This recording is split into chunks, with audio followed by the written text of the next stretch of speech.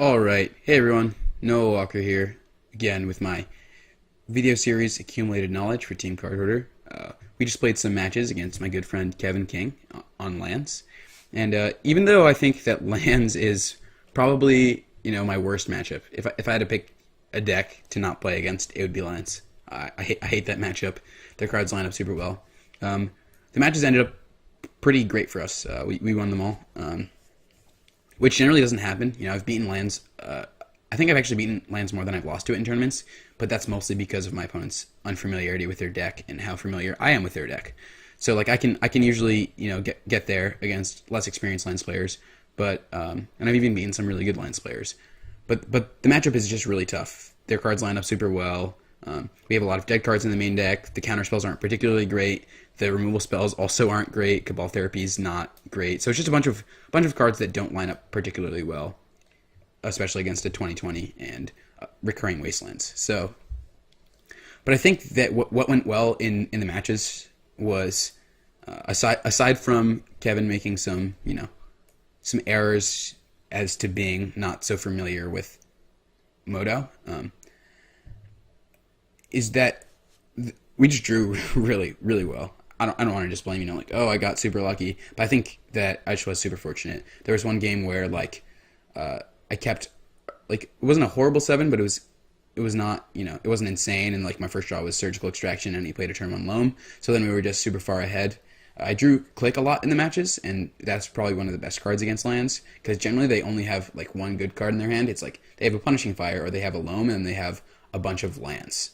So if you can resolve a Click against them, or I mean obviously they can't counter it. So if you can draw a Click and be able to cast it, without them wasting you first, and you can hit something key like the Loam or like the Fire, then you can get super far ahead pretty easily.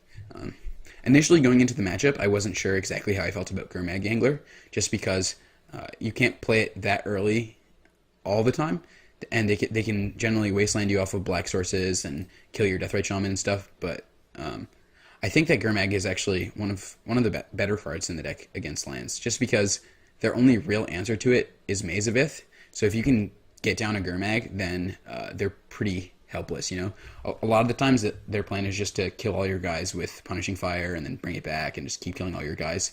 So if you can get something like a Gurmag in play pretty early, then they're pretty much dead.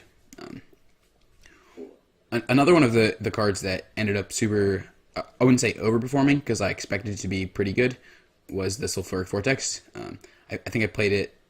There was one game where like I kept a pretty solid 6-card hand, but it only had one land and a Ponder and a Deathrite Shaman, and the top card was Sulfuric Vortex, and I was considering bottoming it because the land that I had was Tropical Island, which was able to cast the Deathrite, so that's good.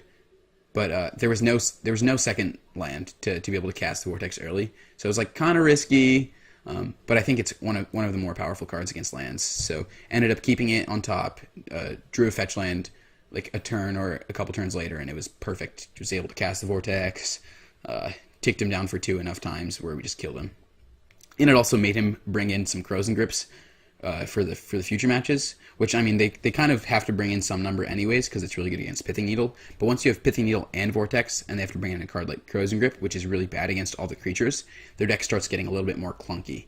And I think your win percentages go up, even though like they're bringing in cards that are good against your good cards, which sounds pretty weird, but Crows and Grip can be a really clunky card, especially if you're just like, Gurmag Angler, kill you, and they have Crows and Grip in their hand. So yeah, that's pretty much how these matches went. I really liked the sideboard plan that we had, which was take out the Therapies, the Dismember, some number of Dazes, and the Spell Pierce, brought in the Surgical Extractions, the Pithing Needle, the Engineered Explosives, the Vortex, and the Grudge. Pretty standard stuff.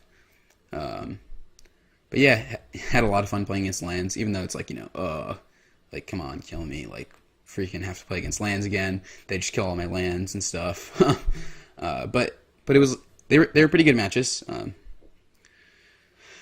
Yeah, I just want to thank everyone again for tuning in and watching my videos. I really appreciate it. Hope you're not getting too bored of Grixis still.